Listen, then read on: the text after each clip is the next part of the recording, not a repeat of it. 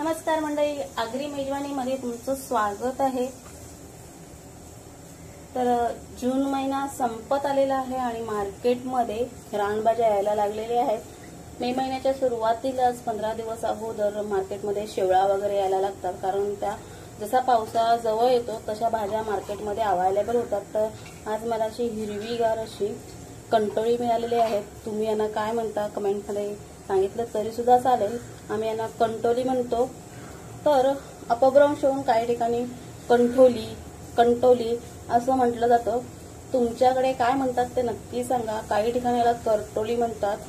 तर ही हिरवीगार करटोली मार्केटमध्ये अवेलेबल आहेत। तुम्ही बघू शकता, हे असं काटेरी फळ असतं पण काटे टोचत नाहीत। मार्केटमध्ये आदिवासी हे विकायला घेऊन बसतात। ही रानभाजी चवीला तुरट चवीची असते। तर ही रानभाजी कशी करायची हे बऱ्याच जणांना माहित नसतं आणि खूप चवीला उत्कृष्ट असणारी भाजी पावसाळ्यातच मिळते। तर ही रानभाजी कशी करायची ते आज आपण बघूया।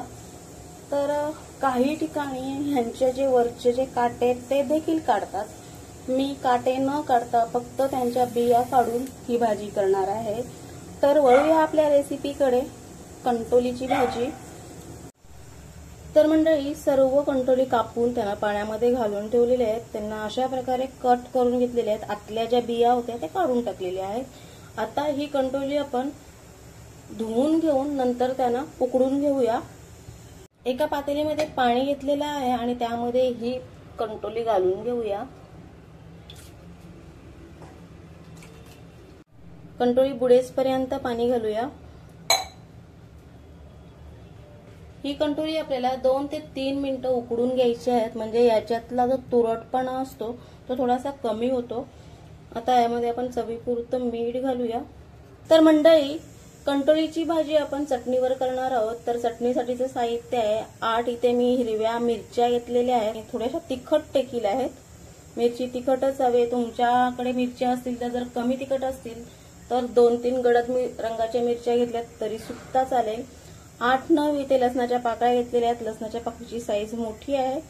1-1.5 इंच होईल इतकं आलं घेतलेलं आहे आणि मूठभर कोथिंबीर घेतलेली आहे। हे आपण मिक्सर मधून वाटून घेऊया। 2 मिनिटं झालेली आहेत आणि तुम्ही बघू शकता मस्त उकळी आलेली आहे। आता आपण गॅस बंद करून घेऊया। तर तुम्ही बघू शकता कंटोली उकडून झालेली आहेत। आता आपण ह्यामधलं पाणी काढून घेऊया आणि कंटोलीला फोडणी देऊया। गॅसवर कढई ठेवलेली आहे आणि त्यामध्ये आपण तेल घालून घेऊया। साधारणतः 1 चमचा होईल इतकं तेल घालायचं आहे। तर 1 मोठा चमचा होईल इतकं मी तेल घातलेलं आहे। तेल गरम झाल्यानंतर त्यामध्ये 1 चमचा राई घातलेली आहे। राईमधून तडतड आवाज यायला लागलेला आहे, राई फुलायला लागलेली आहे। 1 चमचा जिरं घालून घेऊया। जिरं फुलल्यानंतर लगेच त्यामध्ये चिरलेला कांदा घालायचा आहे। इथे मी उभा चिरलेला कांदा घेतलेला आहे। 1 कांदा घेतलेला आहे। कांद्याला गुलाबी रंग येईल इतका त्याला परतायचा आहे। कांद्याला मस्त गुलाबी रंग आलेला आहे। आता आपण त्यामध्ये मिक्सरला केलेली चटणी घालूया।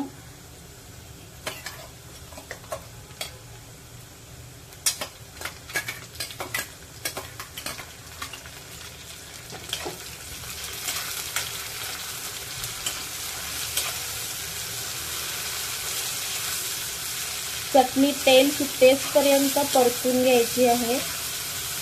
चटणीला छान असं तेल सुटलेलं आहे। आता आपण त्यामध्ये अर्धा चमचा हळद घालूया। आता आपण त्यामध्ये अर्धा चमचा हळद घातलेली आहे। चवीपुरतं हिंग घालायचं आहे। इथे मी अर्धा चमचा हिंग घालत आहे।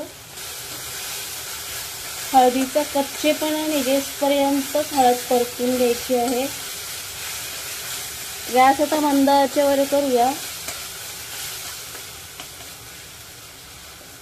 मस्त कांदा देखील मऊ झालेला आहे आणि खूप छान असा कलर आलेला आहे। आता ह्या स्टेजला जर तुम्ही हळद जास्त घातली तर ह्या चटणीचा जो हिरवा रंग आहे तो जरा पिवळ्याकडे धावतो। त्यामुळे जर तुम्हाला हिरवागार रंग हवा असेल तर हळद घालताना थोडीशी कमी घालावी किंवा नाही घातली तरी सुद्धा चालेल। तर आता आपण ह्या चटणीमध्ये म्हणजे ह्या फोडणीमध्ये उकडून घेतलेले कंटोली घालूया।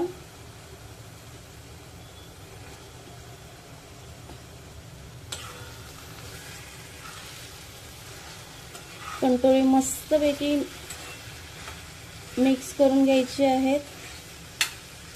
तुम्ही बघू शकता खूप छान असा कलर आलेला आहे। लगेचच यामध्ये आपण एक टोमॅटो घालूया, बारीक चिरून घेतलेला आहे। काळ्या खोबऱ्याचं वाटण 1 चमचा होईल इतकं, तुमच्याकडे ओला नारळ असेल तो घातलात तरी सुद्धा चालेल। मी 1 मोठा चमचा होईल इतकं काळ्या खोबऱ्याचं वाटण घातलेलं आहे। हे सुद्धा मिक्स करून घेऊया। टोमॅटो लगेच घातलेला आहे कारण कंटोली आपण उकडून घेतली होती। चवीपुरतं मीठ घालूया। मीठ घालताना थोडं कमी घालायचं किंवा भाजी टेस्ट करून मीठ घालावं, कारण आपण कंटोली उकडताना देखील मीठ घातलेलं आहे। तर मी थोडंसं मीठ घालत आहे। मीठ सुद्धा मिक्स करून घ्यायचं आणि भाजी 1 ते 2 मिनिटं वाफेवर ठेवायची आहे। म्हणजे भाजीवर झाकण ठेवूया आणि भाजी 2 मिनिटं वाफेवर ठेवूया। गॅस मीडियम आचेवर ठेवलेला आहे म्हणजे वाफ पटकन बसेल। 2 मिनिटं झालेली आहेत, झाकण काढून बघूया। मस्त वाफ आलेली आहे आणि तुम्ही बघू शकता भाजी अजिबात तळायला लागलेली नाहीये। खूप छान टोमॅटो देखील शिजलेला आहे। आता आपण भाजीमध्ये थोडासा गरम मसाला घालूया।